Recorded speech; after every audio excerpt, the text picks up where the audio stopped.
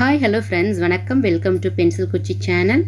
இப்போ தீபாவளி அது மாதிரி பண்டிகை நாட்கள், அதுக்கப்புறம் விசேஷங்கள் இது மாதிரி வந்தால் நம்ம ஒவ்வொன்றையுமே நல்லா க்ளீன் பண்ணி வைக்கணும், தனித்தனியாக பண்ணி வைக்கணும். அப்போ தான் நமக்கு ஒரு திருப்தி இருக்கும். நான் எப்படி கிச்சனை க்ளீன் பண்ணுறேன் அப்படிங்கிற விஷயத்த அவங்க கூட ஷேர் பண்ணிக்கிறேன். காலை சாப்பாடு மதிய சாப்பாடு ரெடியாக செஞ்சு வச்சுருவேன். இப்போ கிச்சனை நல்லா பார்த்துட்டு லைட்டாக ஒரு பிளான் போட்டுக்குவேன், எதை ஃபஸ்ட்டு செகண்டு தேர்டாக செய்யணும் அப்படிங்கிறத. இப்போ வேலையை ஸ்டார்ட் போகிறதுக்கு முன்னாடியே ஒரு 1/4 மணி நேரம் நான் ரெஸ்ட் எடுத்துருவேன். அதுக்கப்புறம் எனக்கு பிடிச்சமான பாட்டை போட்டு விட்ருவேங்க. இப்போ கீழே இருக்க செல்ஃபில் திங்ஸ் எல்லாத்தையுமே எடுத்து நான் அந்த ஒரு டப்பாவில் ஃபுல்லாக வச்சிடுறேன். அதுக்கப்புறம் மேலே இருக்க செல்ஃபில் இருக்க எல்லாத்தையுமே எடுத்து நம்ம கீழே வச்சிடலாம். ஏன்னா ஒருத்தர் மட்டுமே செய்கிறப்ப என்னென்னா நம்ம தான் எல்லா திங்ஸையுமே எடுத்து நம்ம கீழே வைக்கணும். சேரில் மேலே ஏறி நின்று மேலே இருக்க செல்ஃப்லாம் எடுத்து வைப்போம். அதனால் கொஞ்சம் ரிஸ்க்காக இருக்கும். ஸோ கீழே இருக்க செல்ஃப்லாம் கிளியர் பண்ணிடணும். நான் ஏதாச்சும் காயின் கிடச்சிச்சு கொஞ்சம் டிஃப்ரெண்ட்டாக அப்படின்னா, அந்த 5 ருபீஸ் காயின்லாம் கொஞ்சம் டிஃப்ரெண்ட்டாக இருக்கும், அது மாதிரிலாம் கலெக்ட் பண்ணுவேன். அது மாதிரி இருக்க காயின் தான் அந்த காயின். இப்போ டப்பாவில் பார்த்தீங்கன்னா எல்லாத்தையுமே எடுத்து வச்சாச்சு. இதை ஒவ்வொரு தடவையும் கொஞ்சம் கொஞ்சம் ஐட்டமாக எடுத்துகிட்டு போய் வைக்கிறதுக்கு இப்போ எல்லாத்தையும் வச்சுட்டோம் அப்படின்னா, இதை எல்லாத்தையும் எடுத்துகிட்டு போய் நம்ம ஒரு ஓரமாக ஒரு பிளேஸில் வச்சுட்டோன்னா நமக்கு கொஞ்சம் இடம் ஃப்ரீயாக இருக்கிற மாதிரி இருக்கும். சும்மா நம்ம நடக்க தேவையில்லை, அதுக்காக தான். நெக்ஸ்ட்டு பார்த்திங்கன்னா க்ளீனிங் ஐட்டம் ரெடியாக வச்சுருக்கணும். ஒற்றை குச்சி, விளக்கமாறு, அதுக்கப்புறம் கொஞ்சம் கிளாத்து கட் பண்ணி வச்சுருக்கணும்.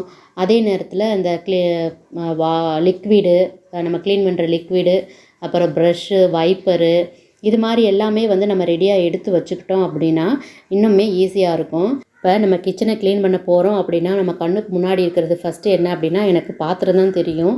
அதை நம்ம ஸ்டார்டிங்லேயே பண்ண ஆரம்பிச்சிட்டோம் அப்படின்னா நிறைய பாத்திரம் வந்துக்கிட்டே இருக்கிற மாதிரி ஒரு ஃபீல் ஆகும். நான் அதிலே டயர்ட் ஆயிடுவோம் அப்படிங்கிறதுக்காக நான் எல்லா பாத்திரத்தையும் எடுத்து இது மாதிரி ஒரு கூடையில் வச்சுருவேன்.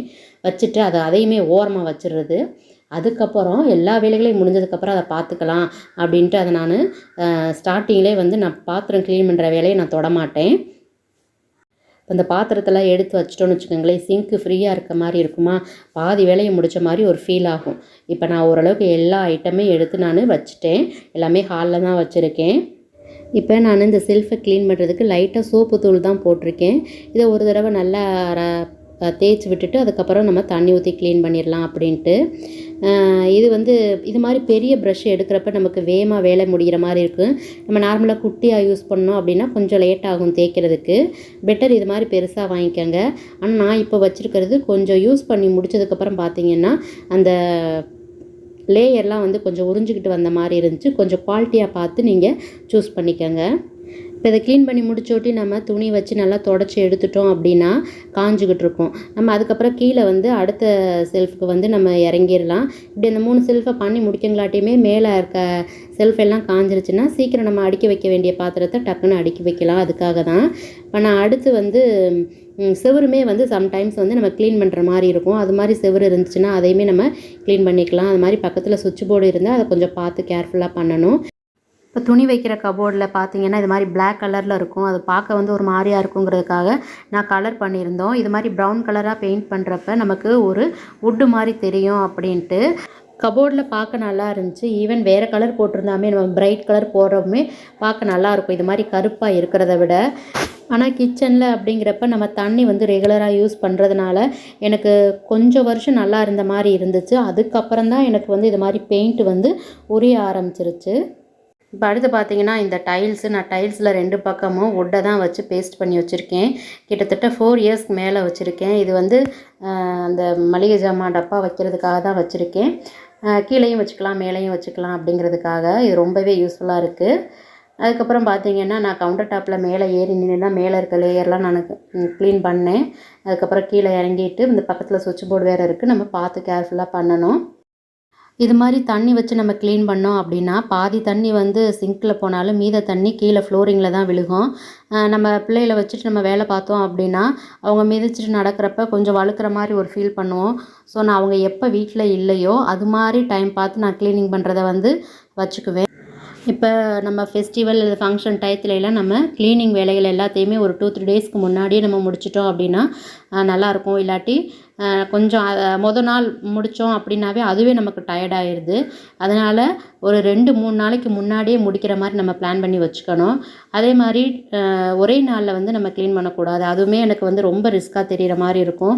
அதனால் பாதி பாதியாக பிரிச்சுட்டு 2 டேஸ் வந்து பண்ணுற மாதிரி பார்த்துக்கணும். அது மாதிரி ரொம்ப வெயிட்டான ஐட்டம்ஸ் எல்லாம் தூக்குறோம், நகர்த்தி வைக்கிறோம் அப்படின்னா அவங்க வந்து வீட்டில் இருக்கிறப்ப ஆள் இருக்கிறப்ப நம்ம அந்த வேலைகளை செஞ்சுட்டோம் அப்படின்னா அதுவுமே இன்னும் கொஞ்சம் நமக்கு கொஞ்சம் ஃப்ரீயாக இருக்கிற மாதிரி தெரியும். இப்போ ஜன்னல்லாம் நம்ம க்ளீன் பண்ணுறோம் அப்படின்னா ப்ரஷ்ஷை வச்சு வந்து அந்த டஸ்ட்டெல்லாம் தட்டி விட்டுட்டு அதுக்கப்புறம் கொஞ்சமாக ஷாம்பு யூஸ் பண்ணி நம்ம க்ளீன் பண்ணினோம் அப்படின்னா நல்லாயிருக்கும். அழுக்கு போய் பளிச்சுன்னு இருக்க மாதிரி ஒரு ஃபீலாக இருக்கும்.